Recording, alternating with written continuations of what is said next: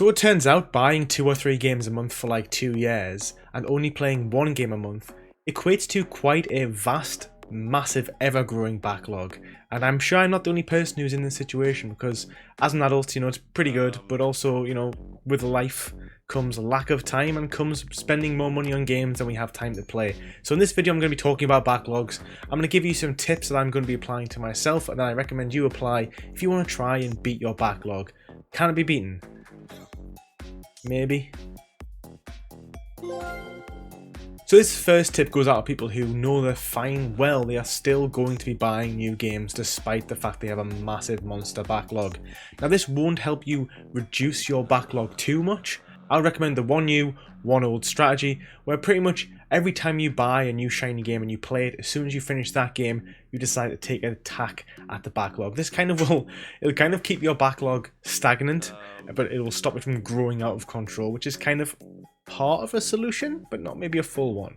But if you love buying new games and you're always enticed by those new games out there, but you want to work on your backlog, this is kind of a way to kind of hit a middle ground. My next one would be to obviously make a plan, and I'm assuming by watching this video you're already starting to make that plan. The stages of change model in psychology tells us that we have to contemplate things before we make actual change. So if you're watching this, you might be contemplating.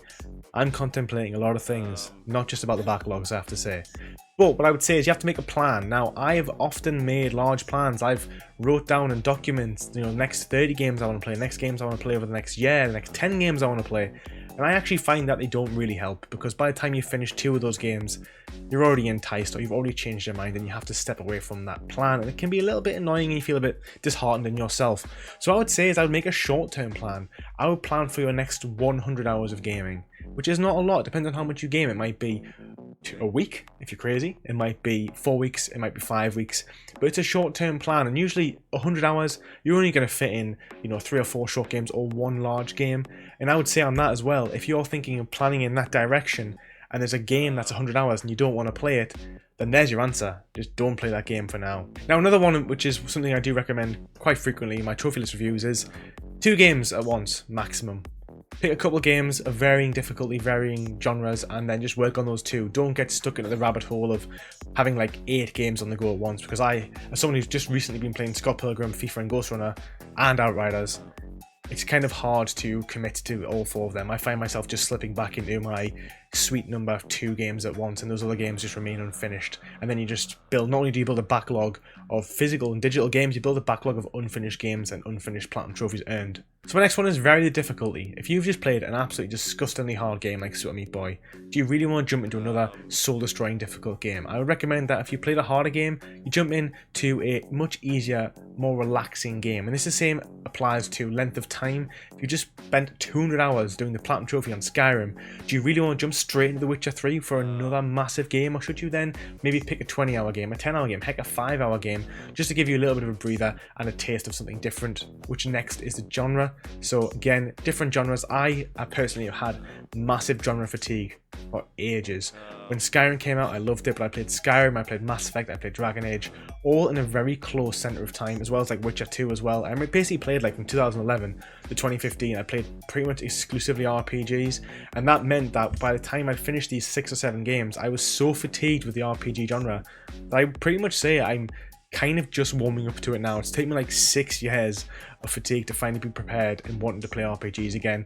I'm kind of in the same boat now with open worlds. I played open worlds from 2015 to 2021 if you class Ghost of Tsushima, which is an amazing game, but even still, when I was finishing Ghost of Tsushima, that kind of open world fatigue was setting in. So that's why it's really important to juggle different genres to make sure you keep your interest in those games. Okay, finally, if you're going to be really strong and you're going to be really stern and you're going to say to yourself, you know what, I really do want to improve this backlog. I really want to address this backlog. I want to wipe it off the face of the earth.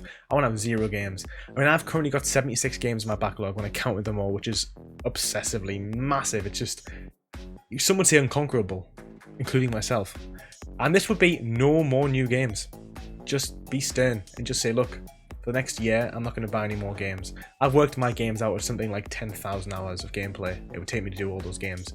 So I'm like, do I really need to buy any more games? And I've said to myself, actually, no, I'm going to actually put like at least a 3-month, maybe a 4-month, maybe a 6-month ban on buying any more games, because I just don't need them and I don't have the time to play them. And that's what I would advise if you actually seriously want to tackle your backlog.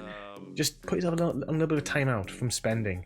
Your wallet will thank you, and your backlog will thank you as well. Final note as well, you know, as someone who has a big backlog, some people are going to have bigger backlogs, some smaller, is sometimes you just got to accept that some games will never be played. I look at some games on the list and I look at them and say, you know what, I have 75 games in my backlog and I have 73 games that I'd rather play ahead of you, and that's not including any new games that come out. So are you realistically ever going to get played? Maybe not, especially when you buy those games in the sale. I've been such a sucker. Like, I bought Ni no Kuni Remastered a year and a half ago for like £11, thinking it was an amazing deal, which it was, but I haven't played it. So was it a great deal? I just like literally just pissed £11 up the wall. I could have just, you know, went to McDonald's for that. At least I would have had something from that, right?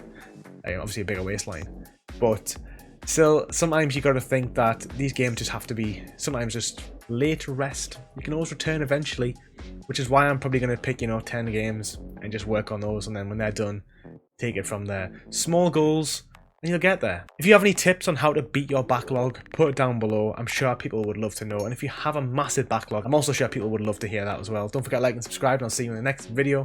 Take it easy.